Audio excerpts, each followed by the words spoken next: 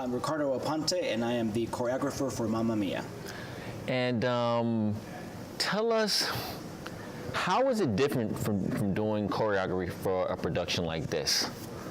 The fun thing about this show is that it's a blend between 70s disco, also 90s hip hop, so it's been really fun to blend both genres at the same time, and there's a pedestrian quality into the choreography. It has to move the story forward, so it's not just movement for the sake of movement. It has to make sense. It has to live in the world of Greece where we're setting this play. So it's been really fun to explore what the vocabulary is for the play, and it's very different than anything else I've ever done, which is super fun for me. Now, I know that you guys kind of do a big, I guess for lack of a better word, a casting kind of call for a production like this? Yeah. Auditions. Mm-hmm. So what are you looking for a dancer when you're picking out for a production like this? What I'm looking for is dancers that are able to embody the steps that I make up in a room. In other words, how can they make it their own? How can they tell their own story with the movements that I make up? So, and a lot of the times they're going to have much better style than I do, but I want them to I want to see their perspective. That's what I'm interested in. So what do they bring to the table? Mm-hmm. Now, as you are, going through your moves with some of the more professional dancers versus some of your, I guess, traditional actors and actresses, how do you kind of tailor your choreography for each type of artist? Yeah, well, I think one of the beautiful things about working in Atlanta is that you have to make sure that you're doing movement that actors can do. And that's sort of how I started choreographing, with mostly actors that move. And then the more I was able to get work around town, that I was blessed enough to get more work with dancers. So I already knew how to get the best out of them.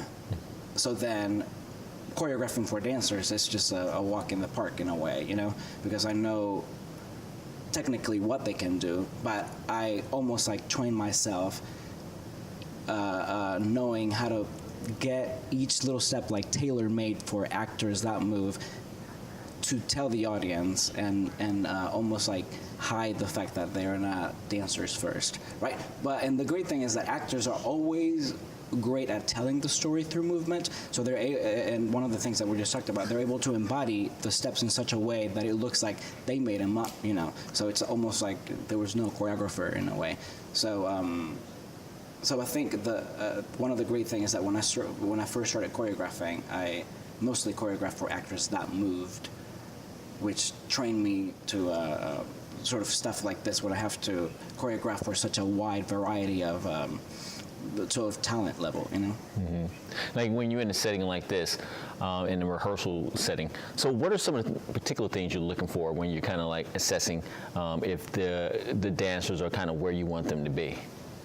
So repeat that one. Like, are there any specific things you're looking for in rehearsals that help you determine whether they're kind of progressing to where you eventually want them to end up being? Yeah, I mean, each number in the show, it's a huge production number, so it takes a while to get a first draft of what I want the number to be, and then we start developing in such a way that the audience will be able to understand the story that Justin, the director, and I are trying to tell. So it takes a while to develop it. It's about 2 or 3 drafts, for the audience to truly understand what we're trying to say. Mm-hmm. So I noticed in an environment like this, you guys kind of all working with the talent together. Right. When you're separately, is there anything you kind of working on just as a choreographer to kind of make sure your dancers are? Yeah, like months before we start rehearsals, we have production meetings. I lock myself in a dance room at 10 o'clock in the morning every morning, and I choreograph that myself. So when I come in, the vocabulary is already done, and then I can come in and start making like pictures and start telling the story that way. But yeah, it takes a while to develop this, for sure. Mm-hmm. What have been some of the surprises, some things that kind of caught you off guard, or some of the surprises as you've been working with About this show? About this show, yeah. Surprises. I guess I knew that I was coming into a monster as far as like everything is so big that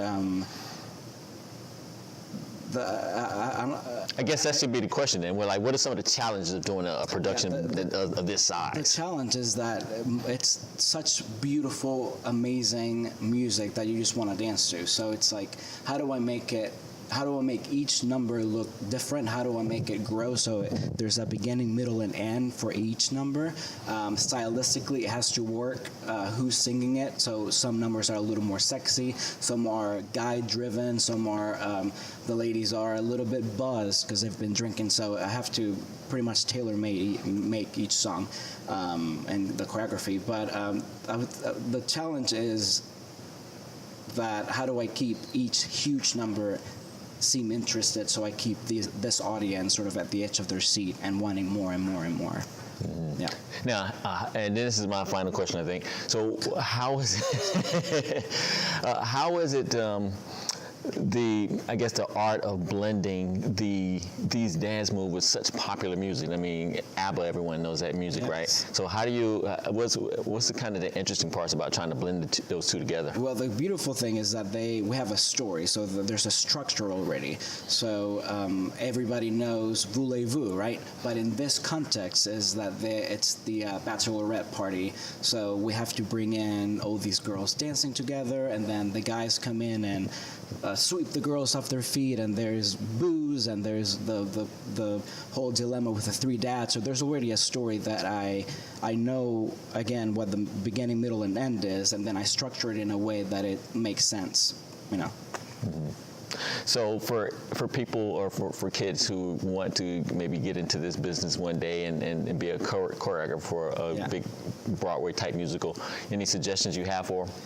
I would say take classes, and what's really hard is it's that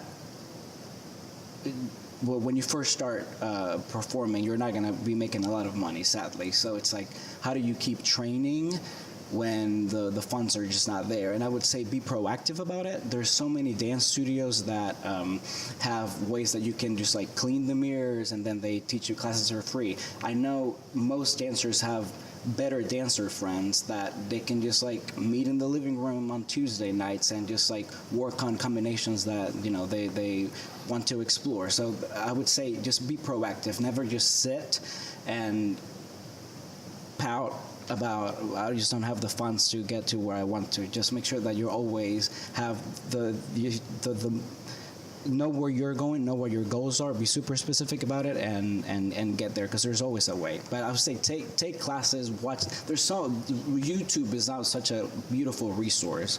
So just make sure that you're aware of most genres that are happening. Watch music videos, go see Broadway shows, go see regional theater. There's a lot to get inspired from, for sure.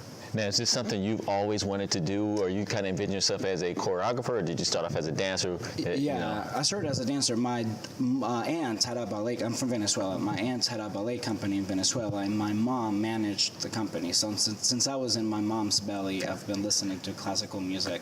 So it's funny. I literally realized today that my aunt used to call her students with like funny little nicknames, and I caught myself doing it today. So it's funny just how. If it's in the blood, I guess. I don't know. So did you have a choreographer as you grew up that you kind of admired? Did you want to kind of Stroman, it's my hero, for sure, yeah. Any particular reason why? The way she's able to tell story through movement is exceptional. Mm-hmm. Yeah. All right. Well, thank you very much. We appreciate your time. Thank you so much. And I want to say good luck, but I don't think you guys need it. You guys are awesome. Break a leg. Yeah. Thank you. Thank you. I appreciate it.